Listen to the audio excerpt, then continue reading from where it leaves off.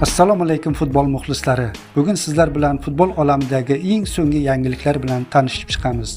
Agar kanalimizga obuna bo'lmagan bo'lsangiz, obuna bo'ling va ushbu videoga kanalimiz rivoji uchun like bosishni unutmang.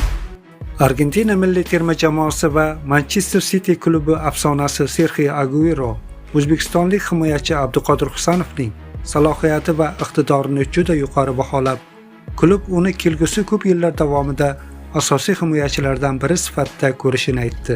City Extra nashriga bergan eksklyuziv intervyusida mashhur hujumchi Serxio Aguero Abduqodir Husanov haqida shunday dedi: "Bu yil u juda yaxshi o'yinlar o'tkazyapti. Husanov odatiy moslashuv jarayonidan o'tdi va endi buning natijalarini ko'ryapmiz. Abduqodir kuchli, juda tezkor va yakka kurashlarda g'alaba qozonadi.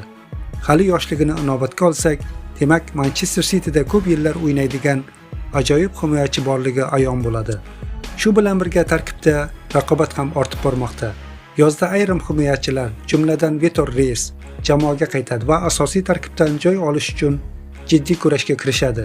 Bu holatga Mark Geyxning transferi va boshqa yosh futbolchilarning jamoaga qo'shilishi ham jiddiy ta'sir qilishi turgan gap." Aguero bu haqda shunday dedi: "Har bir turnirda g'alaba va bosh sovrin uchun kurashadigan jamoada turli pozitsiyalarda variantlar va ijrochilar bo'lishi juda muhim. Yaqinda bir vaqtning o'zida bir nechta himoyachilar jarohat olgani buning naqadar zarurligini ko'rsatdi. Uzoq muddatli shartnoma va ortib borayotgan obro'si sabab Abduqodir Husanov yangi avlod Manchester City himoya chizig'ining asosiy ustuni sifatida ko'rilmoqda. Agueroning ochiq qo'llab-quvvatlashi va e'tirofi esa klubning kelgusi yillarda ishonchli himoya chizig'iga ega bo'lish ehtimoli yuqori ekanini yanada mustahkamladi."